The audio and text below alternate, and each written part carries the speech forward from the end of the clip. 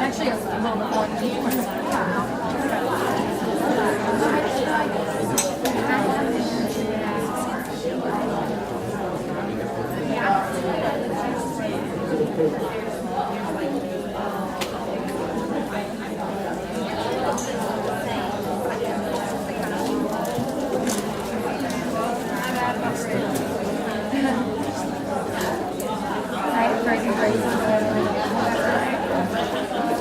they're like person breaks on their calendar.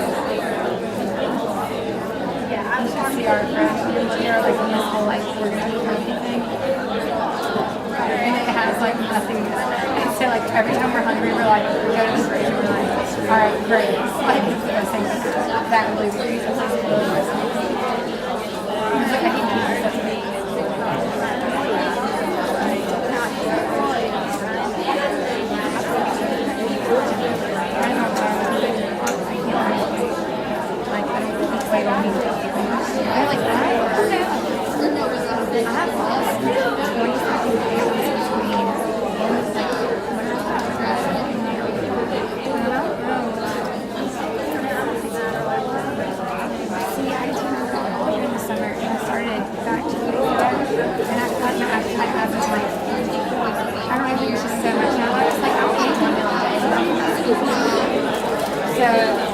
But now it's like I eat less than half that, so I'm like snacking, which can't be good. So Marian's on this whole man, she's trying to, and then Lydia's on some like, it's like she can only eat like certain salads or something, but it's like if you give her a salad, she can eat, like, it like changes it out, she can eat like a different salad every day, so she might be sick of it, but like, every meal. And like Lydia's a vegetarian on top of it. Well, she was until I had her child bacon. So she like eats bacon and like little things now because I'm like it's food. And like she was like, no, it's not. I was like, yeah, it is because like in my family they like cook things for dinner. I was like, this is and then like she was like, okay, and then she starts eating. He's kind of sick, but well, not anymore. He's also like and like everyone's like, I don't know, she's being friends, like an avid runner, and like post sweaty kills, and like, I was like, your relationship's not gonna work, and it didn't, because she was because he was so, like, that was like his thing, you know, he wanted to put his so now she eats like chicken, but other than that, her diet, I guess, I don't know. Huh? Because I mean, I'm not a vegetarian.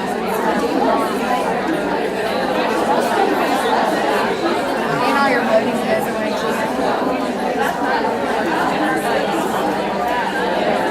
I went to that Whole Foods and got gluten-free meat.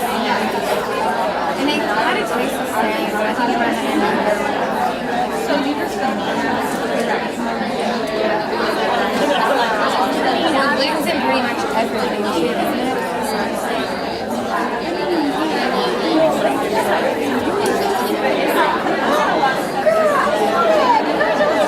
Y'all said it? Even beer.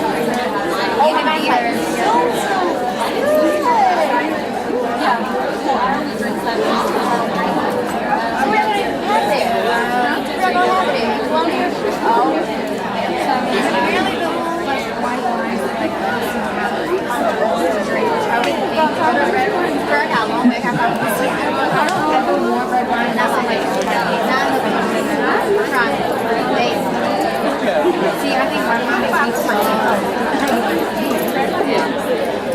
And like beer makes me cool and not want to go. Okay, there I can just like me. I'm so excited. Well, it makes me think I'm 10 times prettier. The hottest thing in the bar. I just say what you're doing. Let's start to get our seats, please. And I'm urban.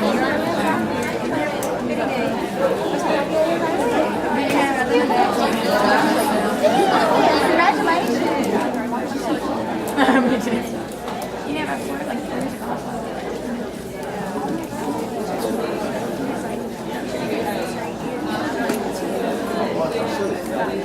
Yeah. That's really cool. It's one of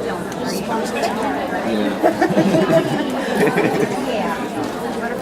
You can't have two.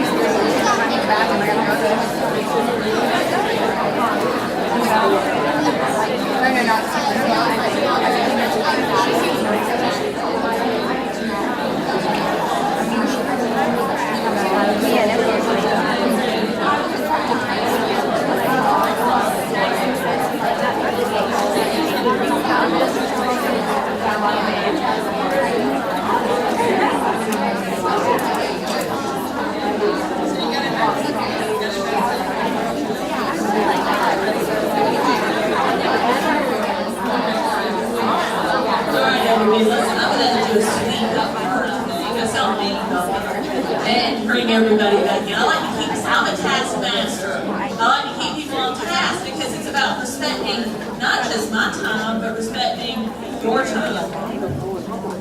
And I will say this as people saunter in, and that is that the one thing that people always notice is if you were late. People always notice if you get up and you take a break, if you leave and you don't come back.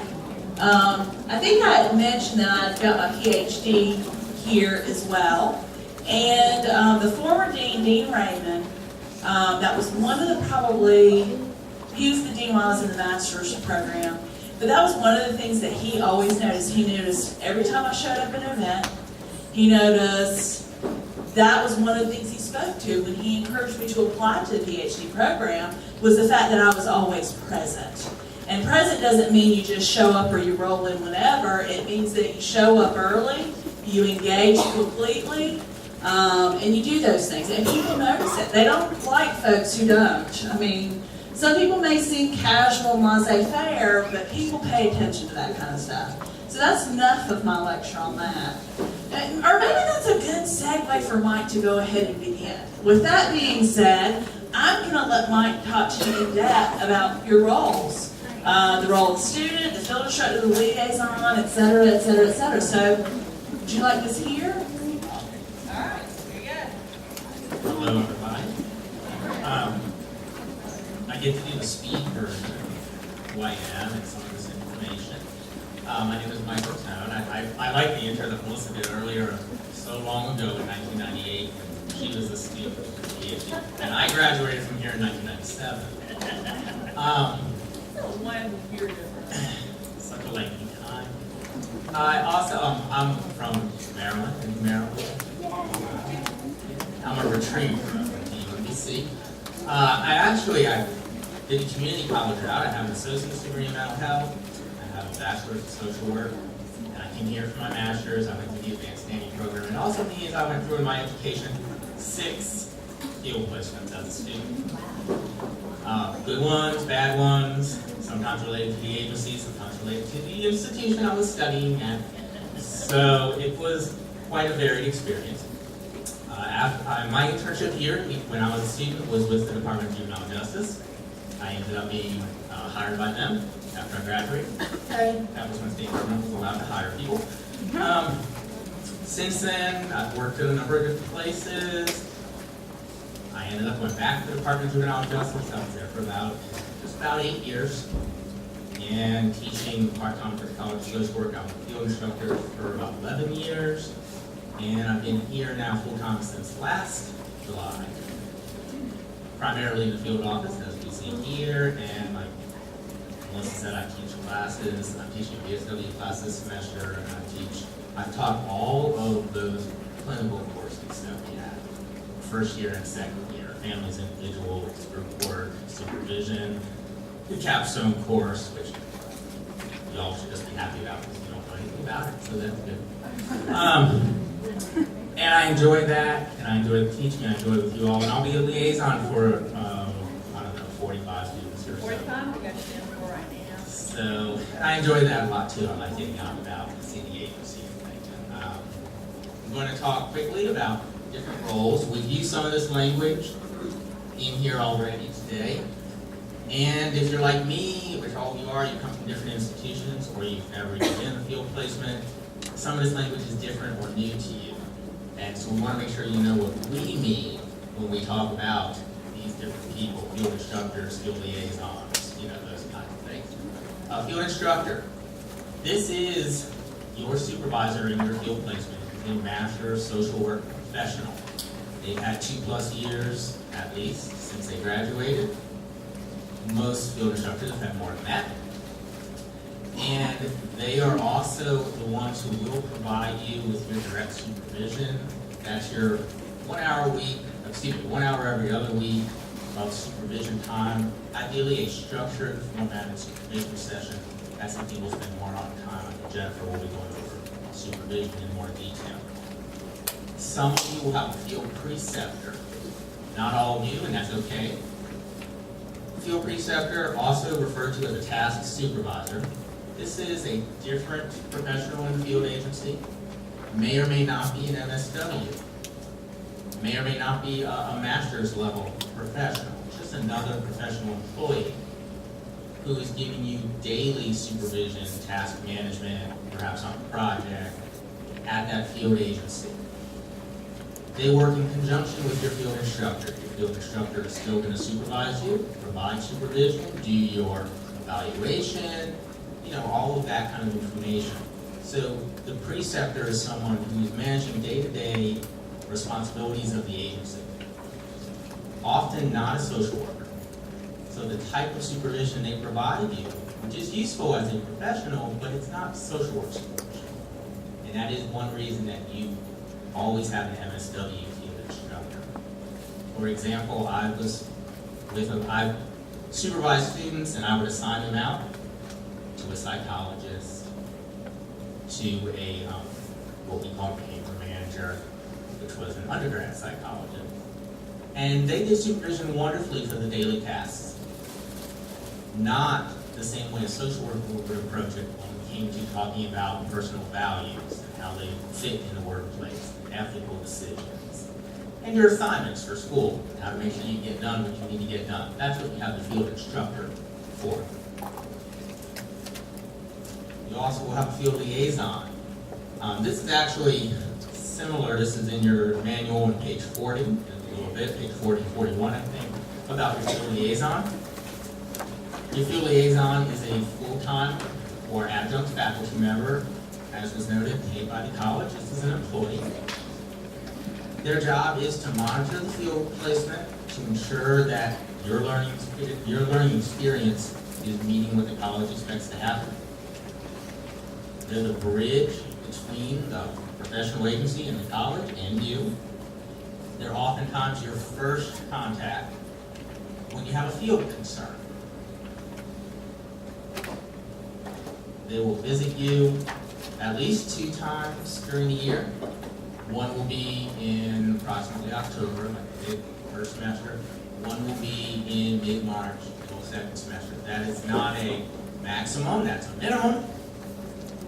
I've been out to students 6 or 7 times in one semester before because that's what was needed. And that doesn't mean there was a bad experience going on. It's just that that was what was needed. I actually encourage my students that I work with that if you're doing something wonderful, that is something me as the public is allowed to come see, you're going to provide a training to the agency, you're going to provide a presentation to the board of directors, I want to come. I want to see you in action. Students conveniently forget I told them that, and so I get an email, I did this yesterday, it was really cool. Thanks for than me. I would have been there, but all right. But that's what your field liaison wants to do. You want to be a part and make sure that you're getting the education you need to. They review your learning contract, which you'll get a whole lot more about your learning contract tomorrow. Thank you. But in simplified phrasing, your learning contract is the blueprint for your field experience. It's the competencies you need to learn in field that academically we require. Your field instructors, they have training about all this as well, about how that learning contract dictates the different skills you're going to learn to use, what it means to be a first-year student. It's different. Many of you are in placement. There's a second-year student there also. Different days for me maybe, or one day overlap or something. They're a second-year student. There's a reason they're called a second-year student.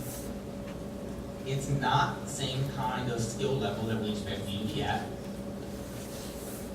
You'll have your own specific learning contract. Field instructor develops it with you. If you're going to have a field preceptor, they should be a part of developing it also. But remember that MSW field instructor is the one who's going to understand it more clearly and make sure that those skills are being identified, the tasks to work on it are being identified. You're going to share this contract with your field liaison. We'll give you the dates and timeline for that before it's due to us. So your field liaison can read it over, give you feedback, help you phrase things. I have had students call me and say, this is what I'm going to do. And it's a wonderful thing.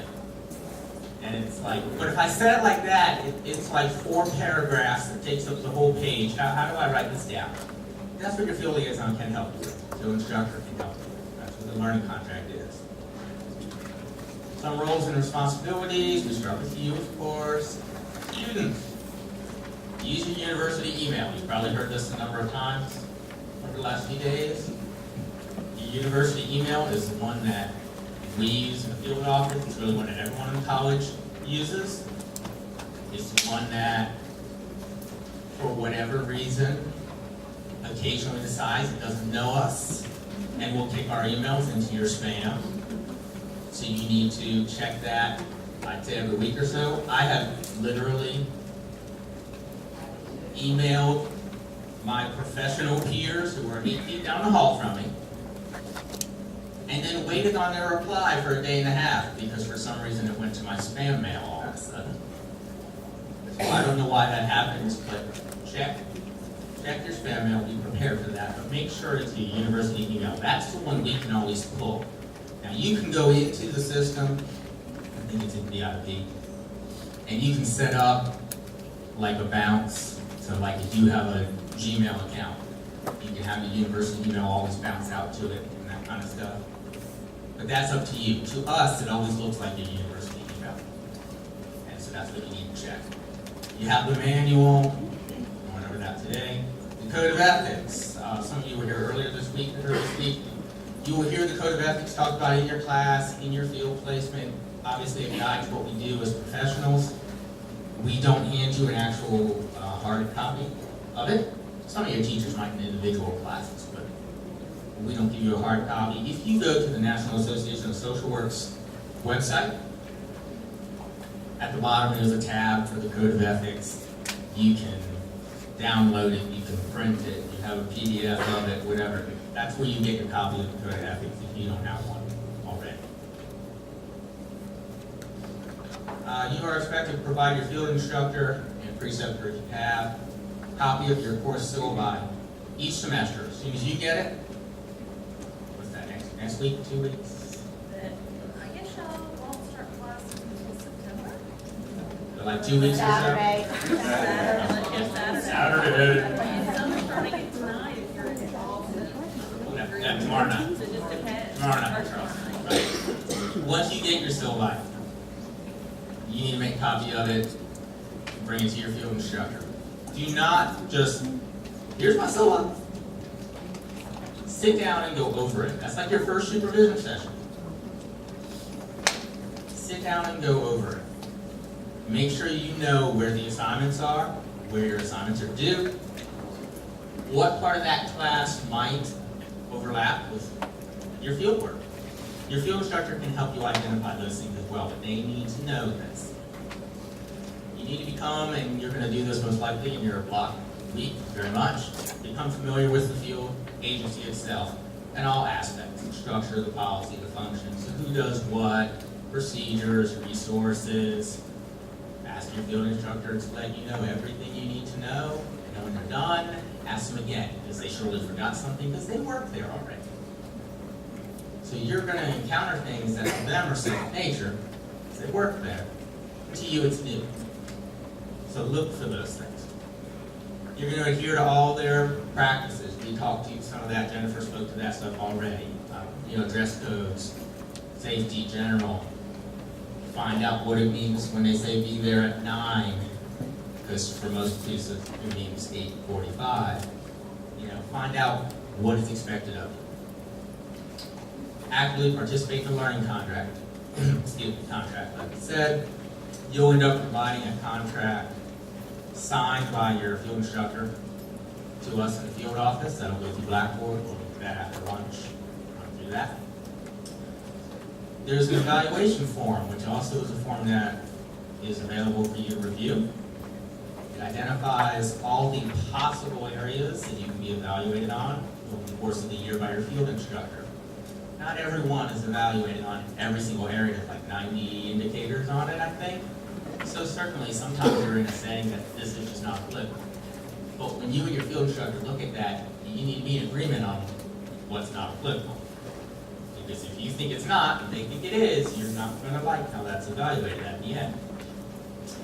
Identify specific actions, specific tasks you're going to do.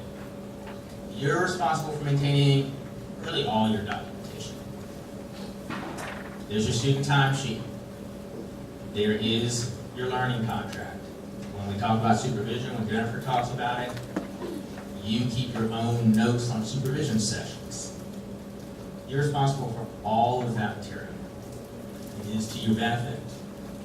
And it proves that you're gaining an education in this experience. You're going to have formal supervision, like we said. Now, the note we have up here is that minimum 1 hour bi-weekly. It's 1 hour for every 30 hours you're in the field. Some field instructors set up a 30-minute formal session, every week. And you're there like 2 days a week. Some do 1 hour every other week. That's something you and your field instructor decide. Do not be afraid to ask for what works better for you. They'll make time.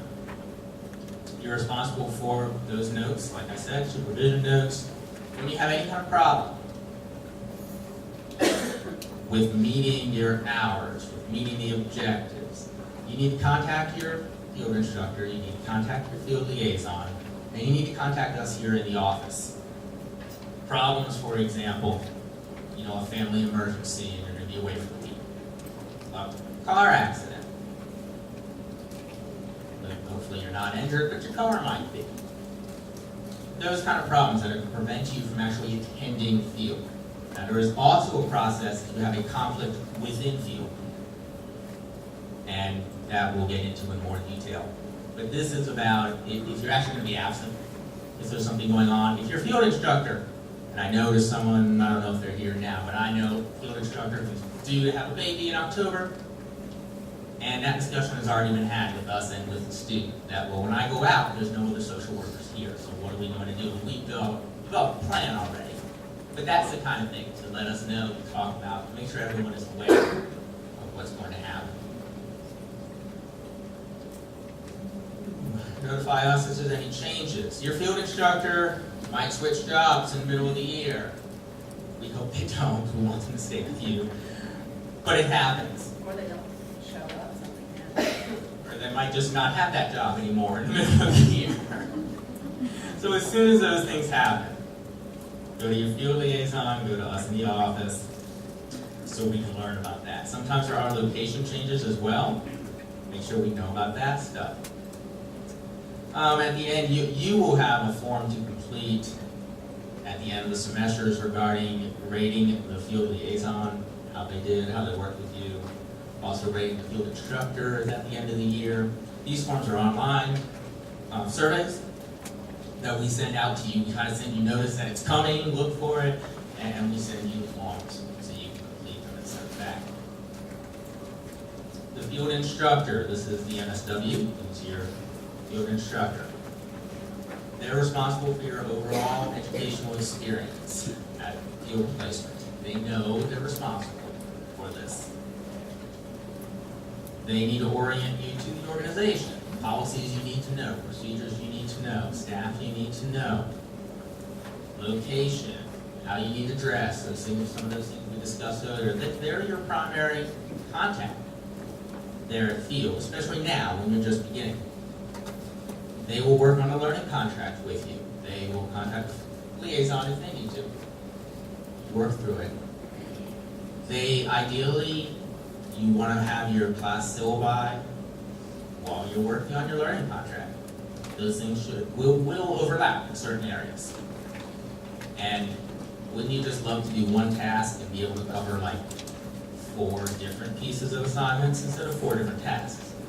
So you see how those things work. They will provide you a range of learning experiences. As a foundation student, you should understand and be prepared. You're going to have a certain amount of time initially where you're watching and observing and following your social worker around. Realistically, it's like starting any job that you have no experience doing. This is what you do. Do not expect that they're suddenly going to say, all right, you've been here 4 times, I want you to work with these 8 families. They're all yours. It takes time. I say that because you're going to start seeing class assignments that involve you working with clients and say, well, I don't have any clients yet. Well, actually you do, but you need to go to your field instructor and explain what I need to do and how that's going to work. Second year students are more so getting that example I gave. Oh good, you've been here for a week. Pick 6 of these clients off the list, schedule your sessions. I'll talk to you on Friday. That's second year. You're not there yet. When you're talking about the class syllabus, you mean just the class syllabus for this? No, I mean all of your classes. For all of the classes? Yes, that is a good question. You'll get a syllabus for field education, but you're also getting a syllabus for all of your classes. Ideally, you have a syllabus. Sometimes the calendar is part of the syllabus. Sometimes the calendar is a separate document from your teacher. That's going to have assignments on it and dates, all of that material. Yeah, you'll want to share with your field instructor. I used to have my students, when I was a field instructor, I used to give them one of the, a little like that half-inch binder. I would give them a binder with their name on it first day I saw them. This needs to be everything that you need me to know. They'd have to throw it up for me. Bring it on back. And it was good, because I always had 5 or 6 students. I knew which ones didn't do it. Comparing notes here. That's what we do with social work. I have to give you a word. Who said that? Field instructor should support you. Some of your tasks, some of your assignments for your other classes will involve you going to part of the agencies that are not typically the social workers part of the agency. Finding out the strategic mission of the agency, finding out the budget of the agency. That may not be something that the social worker you're with typically